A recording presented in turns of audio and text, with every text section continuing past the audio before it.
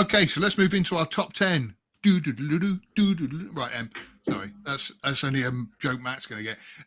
Yoda, Mr. Smith Goes to Washington. Me is Ringu. Raiders of the Lost Ark for Matt. And The Thing, again, much higher up this time for Sean. I'll start. Ringu is a Japanese horror. And when I originally watched it on VHS, funny enough, all I knew about it was teenagers would watch a video. They would get a phone call, and 7 days later they would die, and that's all I knew about it. And on our channel we've got Mark Commode, who's a bellend of a film critic over here, who introduces it by telling you the end. And like I say, I knew nothing about it, and you think the film finishes and that she solves the mystery of this ring and she saves the day, but then the film doesn't finish. And now, spoilers, because I mean everybody kind of knows it now because of the American remake. At the end, where the guy's at home and the TV comes on, and you sort of think, that's weird. And then this well appears, which is to do with this video, and the girl comes out of the well and then crawls out of the TV. I genuinely didn't sleep for a week. It was terrifying. A legit scary movie moment for reals. It was the way the story was told, because like you say, you think it's over and done with. Everything's fine. We've solved the mystery. And then when he dies, and like I say, when she came at the TV, I genuinely just remember squirming on the sofa and just like I say, I couldn't sleep. It was absolutely brilliant. I did watch it again recently in the last year or so, and it kind of lost a little bit of that. It's a one and done kind of, like the magic is gone. But it's great. The American version. When it's great, but when you see it the first time, it hits with the sledgehammer impact. You think the American one is good or not? It's all right. Yeah, it's a solid remake, but just it was not. I didn't think it was a patch on the original. I think it was. Honestly, everybody talked about it. The girl came out of TV. I was like, nothing. I felt nothing. I didn't care. I don't know why. It just is that the American one? You're so dead. I'm dead inside. Apparently. I don't know what. I did not get it. I did not get why everybody was freaking out about it. The bit that in the American version, what I do remember is when she's coming out of the TV, they actually cut away to Naomi Watts, I think it is, and she's trying to chase through traffic to get to him. And to me, that kind of took it out. Whereas in the original, he's just in this small flat, and just there's no cuts away or anything else. She just comes out of the TV, and it was terrifying. It's very intense. Yeah. Yeah, it was brilliant. I think I couldn't get past the idea of haunted VHS tape. I was like, just rewind it. What's the problem here? Okay, Yoda, Mr. Smith Goes to Washington. Yeah, this is probably the oldest movie on the list, and I watched it way back when. I really loved it, but there was some parts of it that I didn't really think were possible in this day and age because of the way in the story. He's a senator. He's a federal senator, but he's from the state, whatever state's unnamed. And this one guy kind of runs the state. And he controls all the news media there. And so he's able to really keep the message the way he wants it. And when I first saw it, probably in the late 90s, early 2000s, I was like, with the internet and everything, it'd be hard to keep that message down. Now I realize that is really much more possible than it's ever been. It's way worse than it's ever been. And the movie just hits me even harder than it did back then. And I think it was a fantastic classic back then. So he basically filibusters in the Senate to try to get the message out that this guy is crooked and he's running the state. And he's got a lot of graft going on.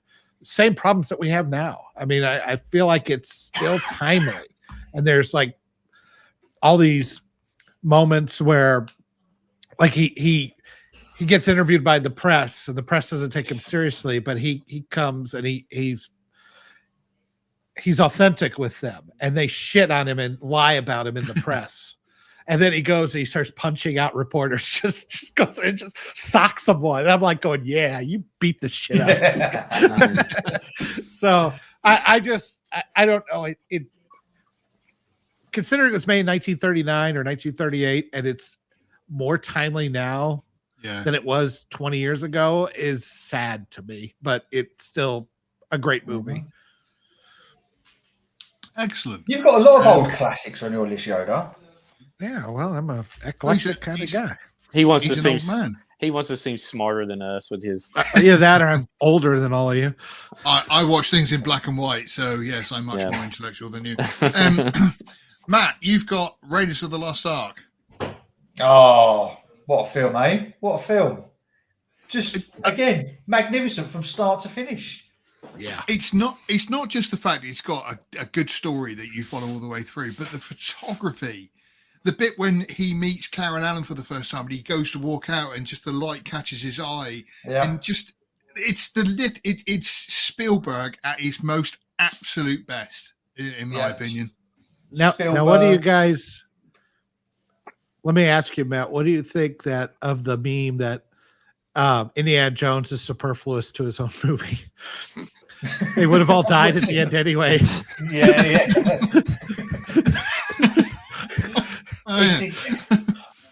Again, it ended with The Last Crusade. These people need to know when to stop.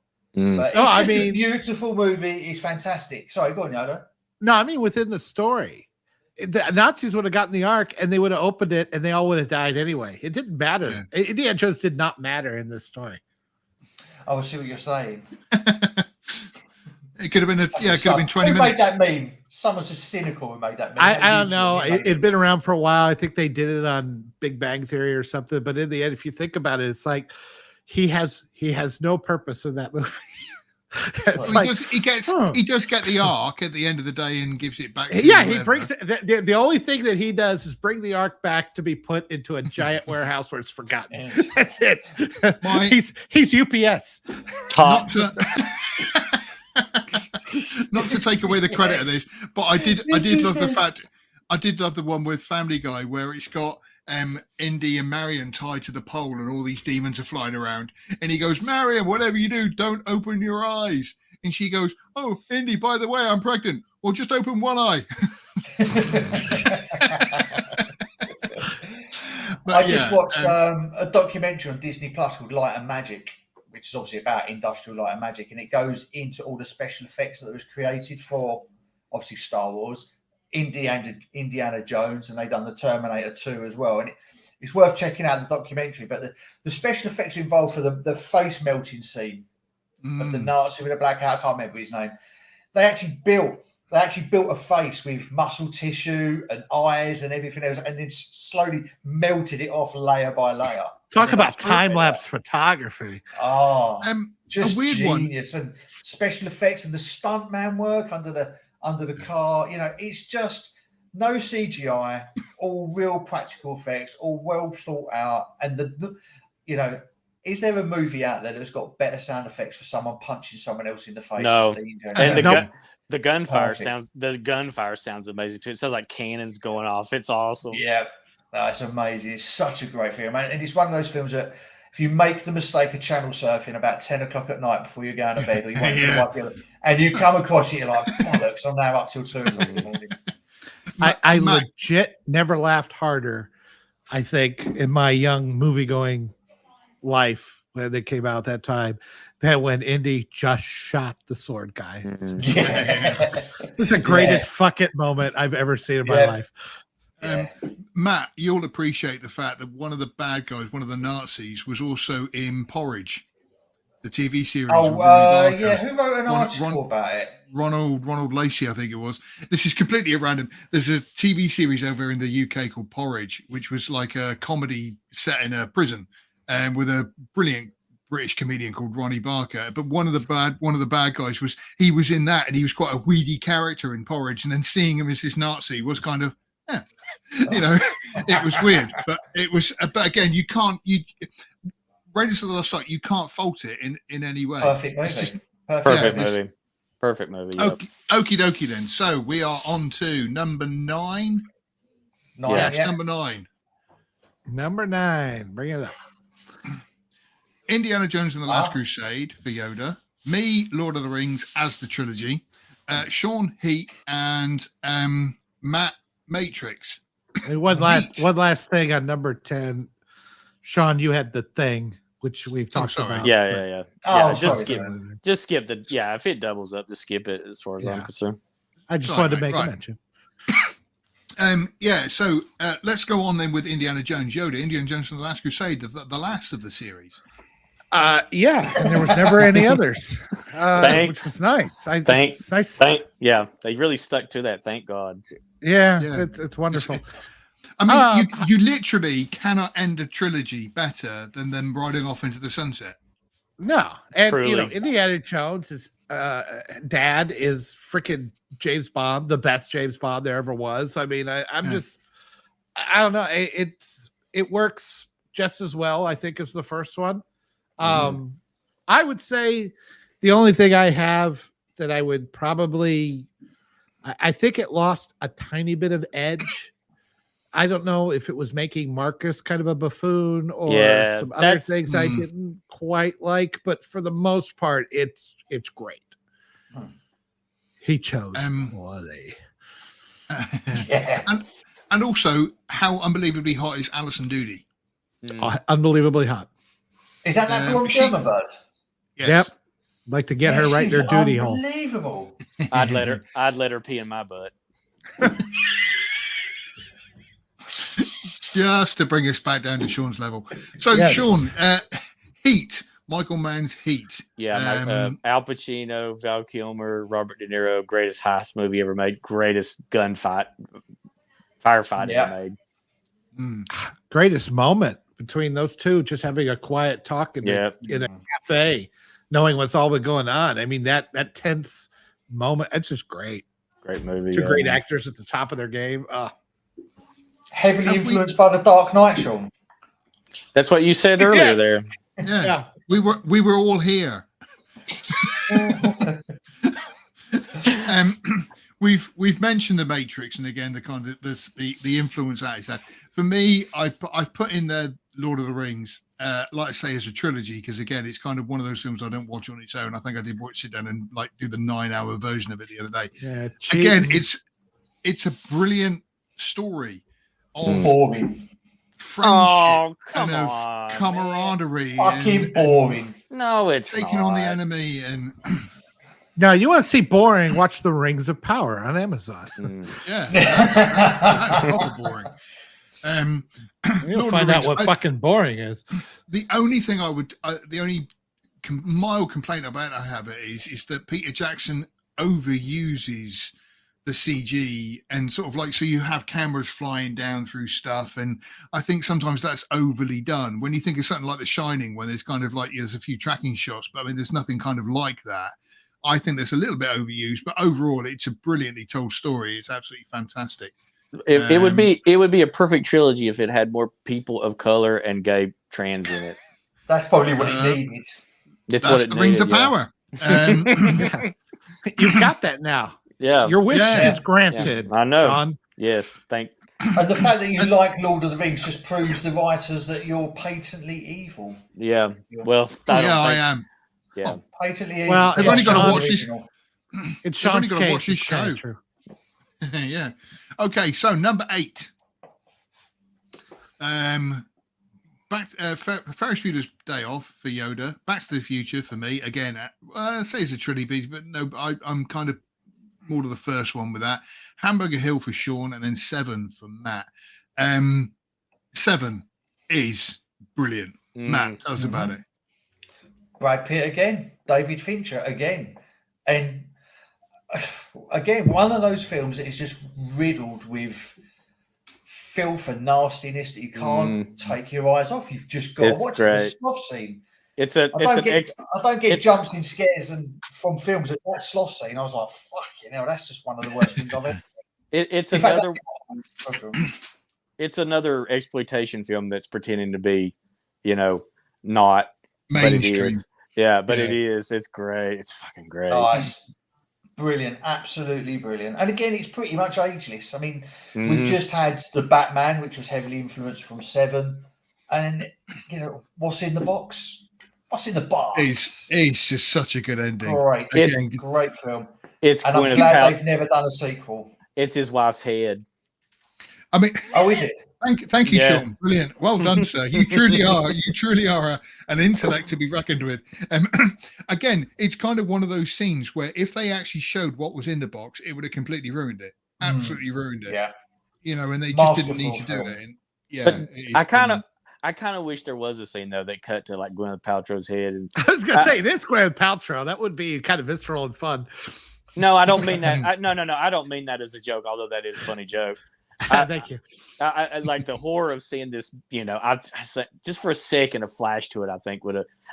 You do get a flash of her face and everything. Yeah, it's you just get like a little bit of split hair. second. I think. Yeah, no, it's her face. I've paused it. It's her face, like the dick things from Fight Club. No, if you watch it, you watch that last bit. There's literally a split second of her face. Is he fucking with me? No, I swear to God, man. I'm just having a lot of concerns. I'm just having a lot of concerns with Matt going frame by frame. Where's her face? Where's her head? Give me the tissues. Give me the tissues. Give me the tissues. That whole thing is it's very orange and browns and dusty, isn't it? And then all of a sudden there's a pure white flash up. So I paused it, and it's actually no shit. Oh man, I'm gonna have face. I'm gonna find it while you carry on talking. All right, that's cool. Man. I've put down Back to the Future because it's just. I mean, Back to the Future is one of those films where if you think about it too much, none of it makes any sense. Doesn't matter. It doesn't matter because it is pure entertainment from beginning to end. From that opening scene with the speaker to the whole flying car, you just can't. You don't get better than this as entertainment. It's the best It's the best incest movie ever made. True. Almost. That's next week. Almost. And everyone. I think the scene with Doc and Marty, trying to get, to beat the lightning, and Doc is trying so hard, and then he finally gets the thing, and he pulls it out. And he has to, it's one of the greatest moments of building up tension I've ever seen in a movie. It is. It really is. Yeah, it's a great film. You can, like I say, you can't fault Back to the Future. It's the film that got me skateboarding as a kid because when it came out, I was 10 and I wanted a skateboard after that because Marty had a skateboard. Yeah. And it also wanted me to get a time machine as well. Hanging on to the back of cars on skateboards, it's a bad idea, guys. My friend who passed away earlier this year, his neighbor has a DeLorean that is still mint, and he still drives it. Would you believe in Armpit, West Virginia, there's a dude that drives around a mint DeLorean? I believe he probably bought it at the time. He did. He did. No, yeah. He's a lawyer or something, and he bought it back then, and he's just maintained it. And it's perfect. I'd get one if I could. I would too. One of my old neighbours has got one. I've got a picture of me and the kids sitting in it. That's cool. Oh, yeah, man. he's cool. It's great. So, Yoda, Ferris Bueller's Day Off, one of John Hughes' great films. Yeah, I mean, there's a lot of John Hughes films I could have picked from. I love The Breakfast Club and all that, but I don't know. Ferris Bueller's Day Off, I think it's kind of like you can watch it on the surface level and it's great, but I love the idea that perhaps Ferris Bueller doesn't exist. I knew you was going to go that way. I knew. I love that idea. I don't know why. It's just it gives a whole new spin on the movie, and it's just hilarious from beginning to end. It works for me, and it's sincere. Mia Sara is in it. Mia Sara is hot. Is all get out in it. So she is a nuclear missile. Yeah. And if Cameron is hallucinating at all, why wouldn't he hallucinate a Mia Sara? Yeah, that's true. I do love Ferris Bueller. It's great. I love the random musical bit in the middle of it. It's so at random, but just it works so wonderfully well. It's great. Sean, Hamburger Hill. Yeah, greatest. It's a story of McDonald's, isn't it? Mm-hmm. That's about how the founder. The story of Ray Kroc. It's amazing story. Who knew that there were so many deaths involved in McDonald's? Is that where they get their meat from? Not from cholesterol, but tell us about it. It is based on a real battle in Vietnam by the 101st Airborne, and we follow this company as they try to fight their way up a mountain in Vietnam. It's a pretty simple story, but you get to know all these guys before they get started, and we see them die one at a time as they keep trying to take this hill. And it's the best Vietnam War movie to come out of the 80s, better than Platoon. It's a great movie. It's very realistic gear. Good attention was paid to all the details too. It's great. Very brutal. A lot of people think it's like more depressing than all the other anti-war Vietnam movies at the time, and that's probably true. But it's a great movie. You should check it out if you've never seen it. You were thoroughly entertained by it. Oh, I love it. Yeah, I think it's great. Okie dokie. Then let's move on then to number 7. I've got Hot Fuzz. Yoda's got Back to the Future, just one ahead of me. Sean is Hard Boiled, and then we've got Predator again by Matt. Okay, Sean, tell us about Hard Boiled. It is a Hong Kong action movie with Chow Yun-fat playing Detective Tequila, and he's like a one-man army. And who's his partner in the picture? That's your last girlfriend, according to the police. His lover. Yeah. Yeah. So the poster, I immediately think, I see a poster like that and immediately think comedy. Yeah, I know. It's John Woo. Is it really? It's unfortunate, but yeah, at one point in the end they have to evacuate a hospital because there's a giant gun battle going in, and he saves a baby. I don't know why they chose that for that cover, but it is probably the best shoot 'em up ever made, and it has the best long take shoot 'em up sequence ever put on film.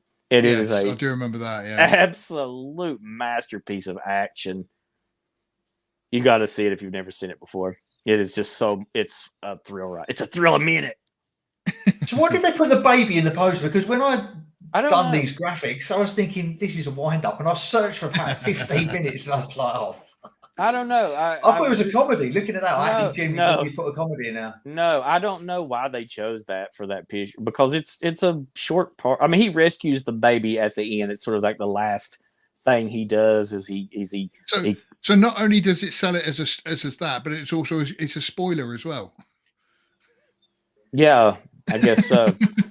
It's for all you know, he kills the baby from the cover. We don't know. Yeah, he is. He's Chinese. They eat weird stuff over there. Yeah, it was born. I tell you what it is. The baby was female, and it was born during the one-child policy that China had.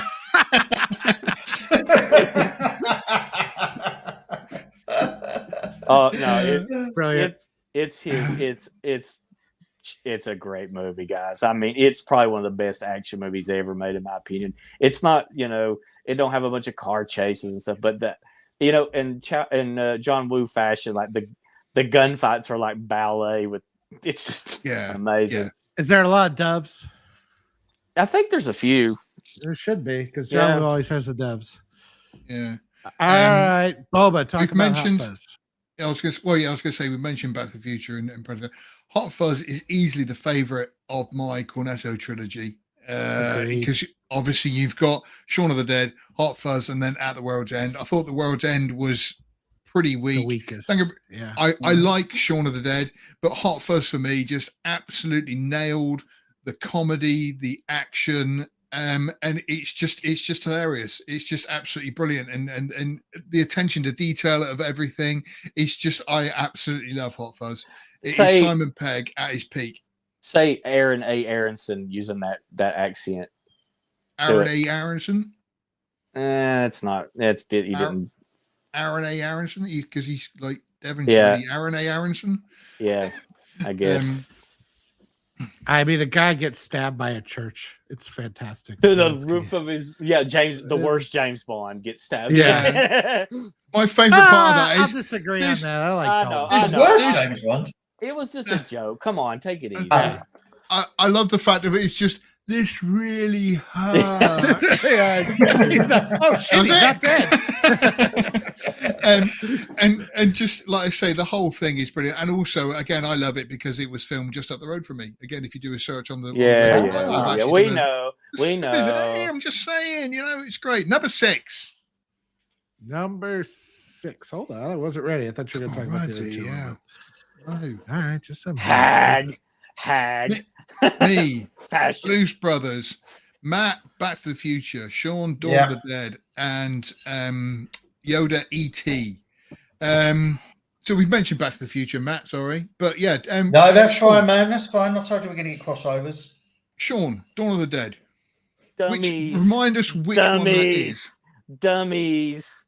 Dummies. That is the original 1979 Dawn of the Dead, which is probably the gold standard for all zombie movies. Movies, yeah. Very creepy, legit creepy. It's good. Special effects in it are really not that great as far as the makeup and stuff goes, but it doesn't matter. It's great. It is a watch. There's a million cuts of the movie, but the best one you find on YouTube for free, and it's called The Mall Hours, and it's a fan edited. All the different versions are re-edited, all the cut scenes, and it's like 3.5 hours long. But it's Oh my god! yeah, it's great. It's George Romero and his hatred of capitalism is on Yeah. full display. yeah, it is yes, it's communist propaganda, but it's great. You get to see a guy get his head blown off by the shotgun.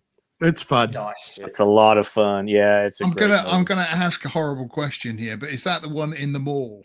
Yes, and I've been to that Okay. mall. I've actually been to that mall. Like Oh, you going- boring. That's Just what you like- just said to me when I went to Fuzz. But this is in America, so it matters. Damn, we're gonna have World War II here. Yoda, E.T., you soppy old git. Yeah, pretty much. If you don't cry at ET, you're a soulless monster. I don't care what anybody says. I never cried. Or even an when I was a alpha. kid.